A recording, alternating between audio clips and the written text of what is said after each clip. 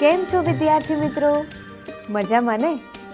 મિત્રો, દેશભક્ત જગડુશા એકમના ત્રીજા અંકમાં તમારું હાર્દિક સ્વાગત છે. આજના અંકમાં આપણે આ એકમ વિશે આગળ શીખીશું. ગયા અંકમાં મેં તમને આ એકમના અભ્યાસ અને સ્વાધ્યાયના પ્રશ્નો ગૃહ કાર્યમાં લખવાનું કહ્યું હતું. તો તમારામાંથી કોણે કોણે આ પ્રશ્નોના જવાબ ગૃહ કાર્યમાં લખ્યા છે? અરે વાહ, ખૂબ જ સરસ! ઘણા બધા મિત્રોએ લખ્યા છે. અને હા, તમારામાંથી જે મિત્રોએ અહીં આપેલ અભ્યાસ અને સ્વાધ્યાયના પ્રશ્નો ગૃહ કાર્યમાં ન લખ્યા હોય એ અહીંથી જોઈને તમારે લખવાના છે.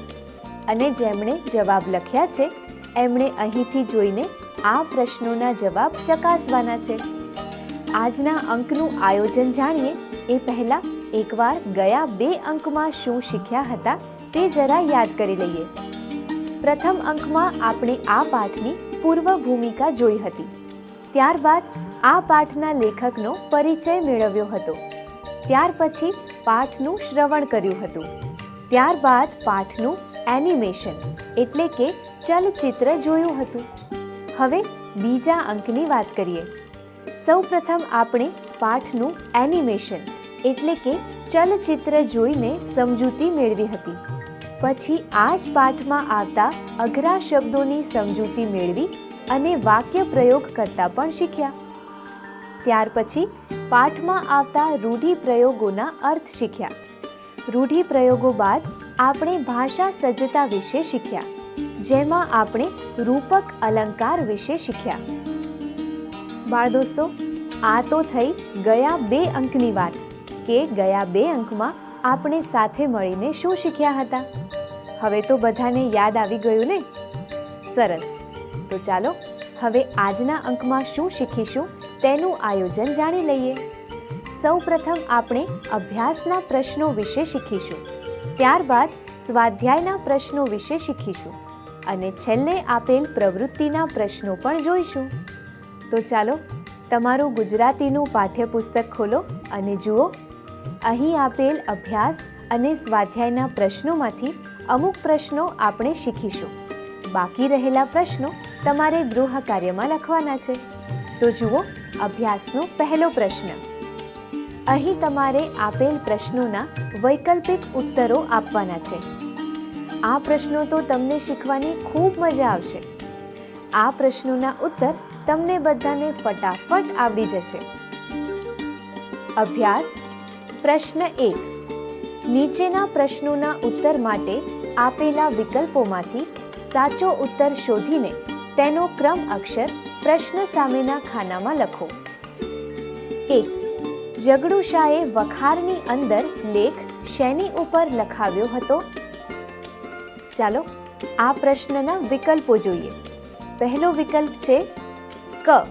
લોખંડના પતરા પર, ખ. તાંબાના પતરા પર, ગ. સોનાના પતરા પર, ઘ. ચાંદીના પતરા પર. જરા મને કહો, આ પ્રશ્નનો સાચો વિકલ્પ શું આવશે? હા, સાચો વિકલ્પ છે ખ. તાંબાના પતરા પર. હવે બીજો પ્રશ્ન જુઓ. 2. લેખમાં અનાજ કોની માલિકીનું બતાવાયું હતું? ચાલો આ પ્રશ્નના વિકલ્પો જોઈએ. ક. રાજા, ખ. જગડુશા, ગ. દેશની પ્રજા, ઘ. વેપારી. કહો, આ પ્રશ્નનો સાચો વિકલ્પ શું આવશે? હા, સાચો વિકલ્પ આવશે ગ. દેશની પ્રજા. હવે ત્રીજો પ્રશ્ન જુઓ. 3. આ પાઠમાં જગડુશાનો નગરશેઠ તરીકે કયો અભિગમ પ્રગટ થાય છે? ક. વેપારીનો, ખ. માનવતાવાદી, ગ. કરકસરયુક્ત, ઘ. તકવાદી. આ પ્રશ્નનો સાચો વિકલ્પ શોધવો થોડો અઘરો લાગશે, પણ અહીં સાચો જવાબ જુઓ. જવાબ છે ખ. માનવતાવાદી. હવે આગળનો પ્રશ્ન જુઓ. 4. પાટણના રાજા માટે જગડુશા કયું વિશેષણ વાપરે છે? ચાલો આ પ્રશ્નના વિકલ્પો જોઈએ. ક. પ્રજાવત્સલ, ખ. મુત્સદ્દી, ગ કંજૂસ, ઘ ડરપોક. આ પ્રશ્નનો સાચો વિકલ્પ શું આવશે? હા, સાચો જવાબ આવશે ક પ્રજાવત્સલ. તો મિત્રો, આ પ્રશ્નોના જવાબ શીખવાની મજા આવી ને? તો ચાલો હવે એક કામ કરો, તમારી નોટબુક ખોલો અને આ પ્રશ્નોના જવાબ તમારી નોટબુકમાં લખી લો.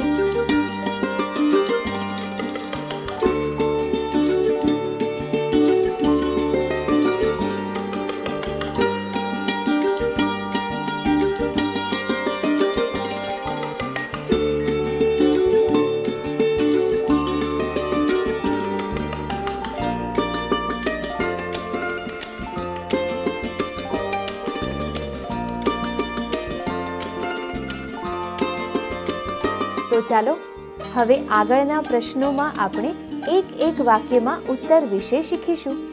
તમારા ગુજરાતીના પાઠ્યપુસ્તકમાં જુઓ પ્રશ્ન 2. પ્રશ્ન 2. નીચેના પ્રશ્નોના 1-2 વાક્યોમાં ઉત્તર આપો. 1. ઝઘડુ શા દેશભક્ત કહેવાય કે પ્રજાવત્સલ? કારણ આપો. ઉત્તર: ઝઘડુ શા દેશભક્ત અને પ્રજાવત્સલ બંને કહેવાય, કારણ કે જ્યારે દેશમાં દુકાળની આફત આવી પડી ત્યારે એક પળનો પણ વિચાર કર્યા વગર પોતાની તમામ વખારોમાંનું બધું જ અનાજ પોતાના દેશની પ્રજાના નામે કરી દીધું હતું. હવે પ્રશ્ન 2 જુઓ. 2. વિશળદેવ કઈ આપત્તિથી ચિંતાતુર હતા? ઉત્તર: સતત 3 વર્ષથી રાજ્યમાં દુષ્કાળ પડતો હતો અને વિશળદેવ દ્વારા અન્નના અને ધનના જે ભંડારો ખુલ્લા મૂકવામાં આવ્યા હતા તે ખાલી થઈ ગયા હતા. આથી પ્રજાના પેટનો ખાડો પૂરવા હવે કાંઈ બચ્યું ન હોવાથી વિશળદેવ ચિંતાતુર હતા. હવે જુઓ પ્રશ્ન 3. 3. રાજા રાજ્યની પ્રજાને બચાવવા કોનો સહારો લે છે? ઉત્તર: રાજા રાજ્યની પ્રજાને બચાવવા કચ્છના શાહ સોદાગર શેઠ ઝઘડુ શાનો સહારો લે છે.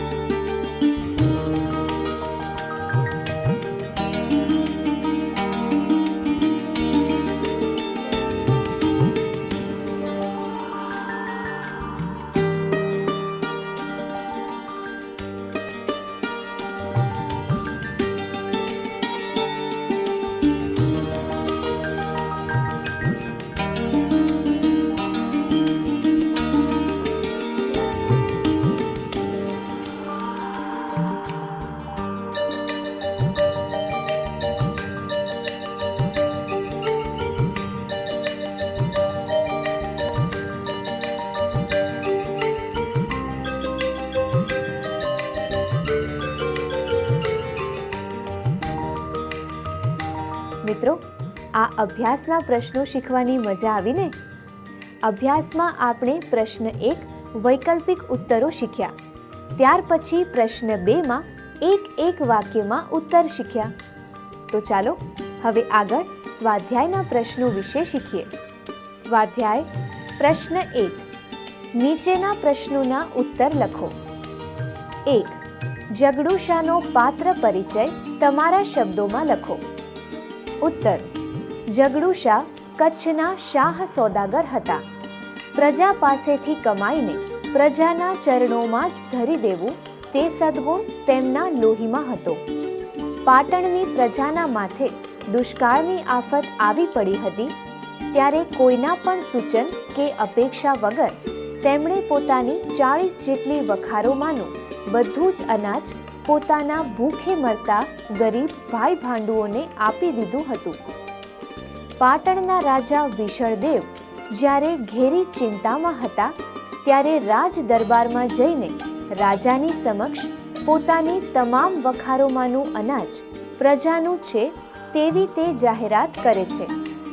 જગડુશા પ્રજા અને રાજા બંનેની મુશ્કેલી વખતે નિસ્વાર્થ ભાવે સહાય કરે છે. આમ જગડુશા દેશભક્ત અને પ્રજાવત્સલ હતા.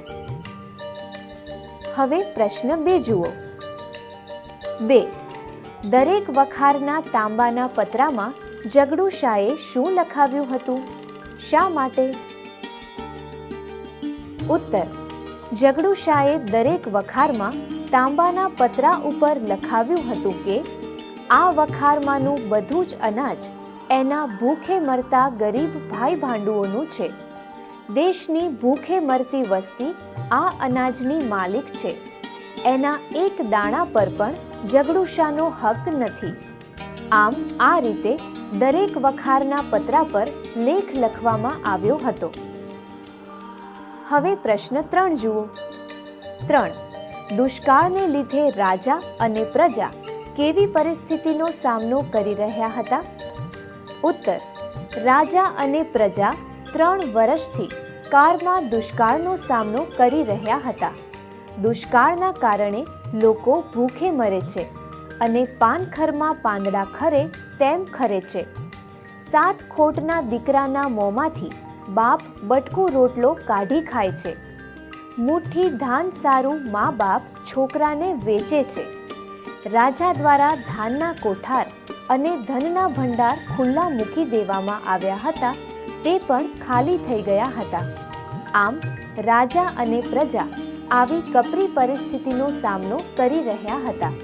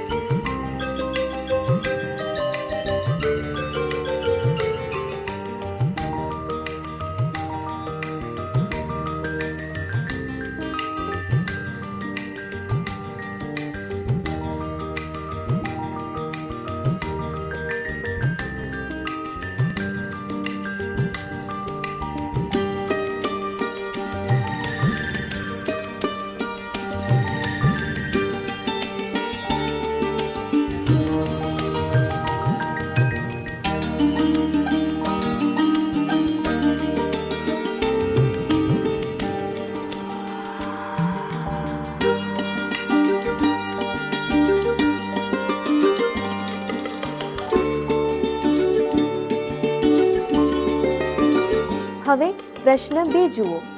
અહીં તમારે રૂઢિપ્રયોગોના વાક્ય પ્રયોગ કરવાના છે અને સાથે સાથે રૂઢિપ્રયોગોના અર્થ પણ જાણીશું. તો જુઓ પ્રશ્ન 2. પ્રશ્ન 2. નીચેના રૂઢિપ્રયોગોનો વાક્યમાં પ્રયોગ કરો. 1. આંકડા માંડવા અર્થાત ગણતરી કરવી. વાક્ય: રાજાની સામે રાજજોશી ટીપણું ખોલીને બેઠા છે અને આંગળીના વેઢા પર આંકડા માંડે છે. હવે બીજો રૂઢિપ્રયોગ જુઓ. 2. જીભ કપાઈ જવી અર્થાત બોલતા બંધ થઈ જવું. વાક્ય: દુષ્કાળના સમાચાર સાંભળતા રાજાની જીભ કપાઈ ગઈ. હવે આગળ જુઓ. 3. 7 ખોટનો દીકરો હોવો અર્થાત ખૂબ લાડકો અથવા એકનો એક દીકરો હોવો. વાક્ય: દુષ્કાળના સમયે 7 ખોટના દીકરાના મોંમાંથી બાપ બટકું રોટલો કાઢી ખાય છે. 4. સૌ સારાવાના થવા અર્થાત બધી રીતે શુભ થવું. વાક્ય: દુષ્કાળની પરિસ્થિતિમાં ભગવાન સૌ સારાવાના કરશે. આ રૂઢિપ્રયોગોના અર્થ અને વાક્ય પ્રયોગો શીખવાની મજા આવીને?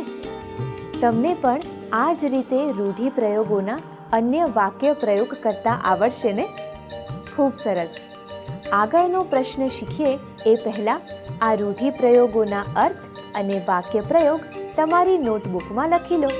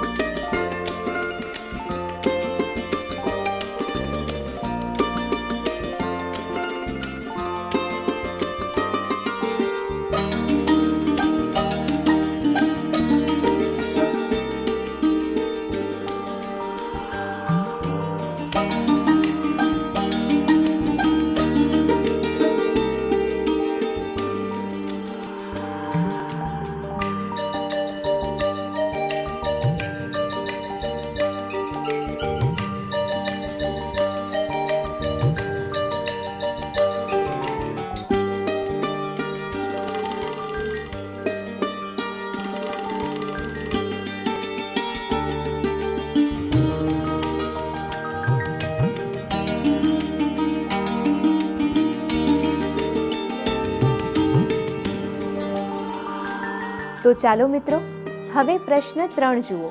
તેમાં તમારે શું કરવાનું છે? પ્રશ્ન 3. આ નાટકમાંથી તમને ગમતા 3 સંવાદો શોધો. તે સંવાદો ગમવા પાછળનું કારણ જણાવો. આ પ્રશ્નનો જવાબ તમારે જાતે લખવાનો છે અને તેના કારણો પણ લખવાના છે.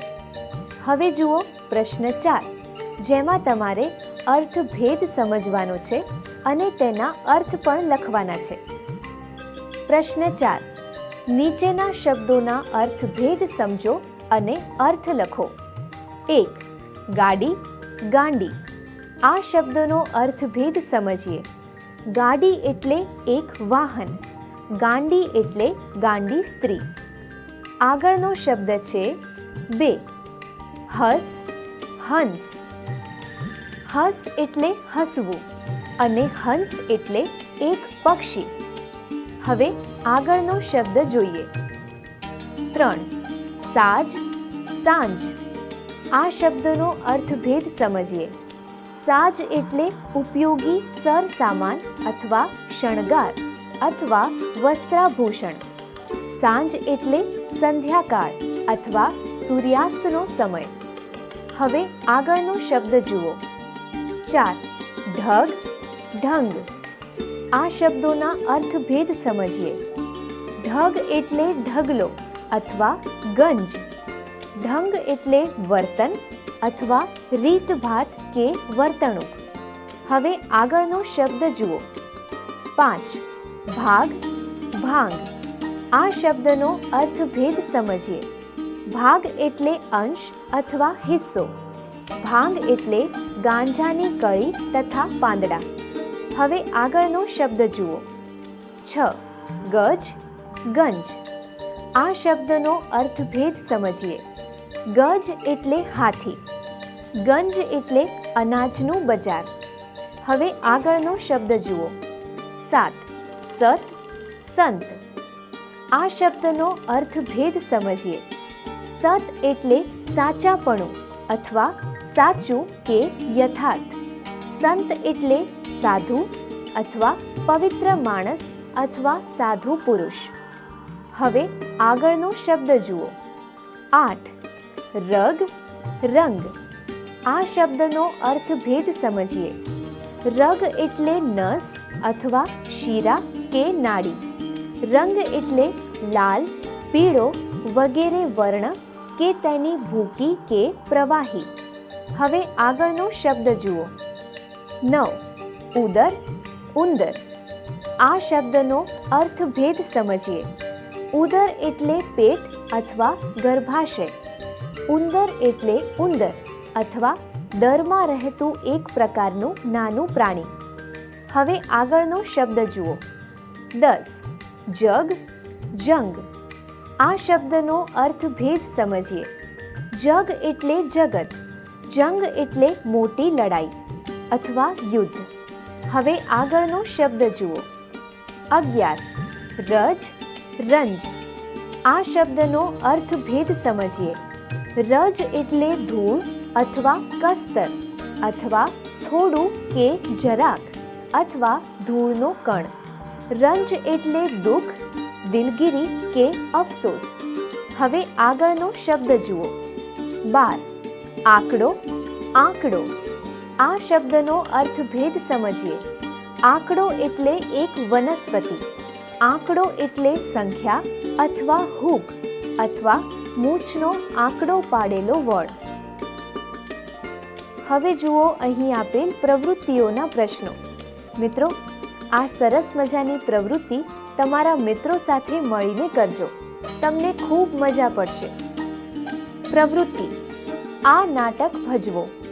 પુસ્તકાલયમાંથી આવા અન્ય નાટકોના પુસ્તકો મેળવીને વાંચો. તો મિત્રો, આ અભ્યાસ અને સ્વાધ્યાયના પ્રશ્નો શીખવાની સૌને મજા આવીને? સરસ. તો ચાલો હવે આપણે યાદ કરી લઈએ કે આ એકમમાં આપણે શું શીખ્યા. પ્રથમ અંકમાં આપણે આ પાઠની પૂર્વ ભૂમિકા જોઈ હતી. ત્યારબાદ આ પાઠના લેખકનો પરિચય મેળવ્યો હતો. ત્યાર પછી પાઠનું શ્રવણ કર્યું હતું. ત્યારબાદ પાઠનું એનિમેશન એટલે કે ચલચિત્ર જોયું હતું. હવે બીજા અંકની વાત કરીએ. બીજા અંકમાં સૌપ્રથમ આપણે પાઠની એનિમેશન એટલે કે ચલચિત્ર દ્વારા સમજૂતી મેળવી. પછી પાઠમાં આવતા અઘરા શબ્દોની સમજૂતી મેળવી અને વાક્ય પ્રયોગ કરતા પણ શીખ્યા. ત્યાર પછી આ પાઠમાં આવતા રૂઢિપ્રયોગોના અર્થ શીખ્યા. રૂઢિપ્રયોગ બાદ ભાષા સજ્જતા વિશે શીખ્યા, જેમાં આપણે રૂપક અલંકાર વિશે શીખ્યા. ત્યાર પછી ત્રીજા અંકમાં આપણે અભ્યાસના પ્રશ્નો વિશે શીખ્યા. ત્યારબાદ સ્વાધ્યાયના પ્રશ્નો વિશે શીખ્યા. ત્યારબાદ છેલ્લે પ્રવૃત્તિના પ્રશ્નો પણ જોયા હતા. તો બાળમિત્રો, આજનો અંક અહીં પૂર્ણ થાય છે. આજના અંકમાં હવે અહીં અટકીએ. આવતા અંકમાં આપણે ફરી મળીશું. આવતા અંકમાં એક સરસ મજાનું કાવ્ય શીખીશું, જેનું નામ છે એકમ 8 આજ આનંદ. મિત્રો, આ એક લોકગીત છે. લોકગીત એટલે શું તે પણ આપણે આવતા એકમમાં જાણીશું. પણ તમે ઘરેથી એકવાર આ કાવ્ય વાંચીને આવજો, તો તેના વિશે શીખવાની તમને ખૂબ મજા આવશે. તો મિત્રો, હવે આપણે મળીશું આવતા અંકમાં. ત્યાં સુધી આનંદ કરો અને મજા કરો. આવજો મિત્રો.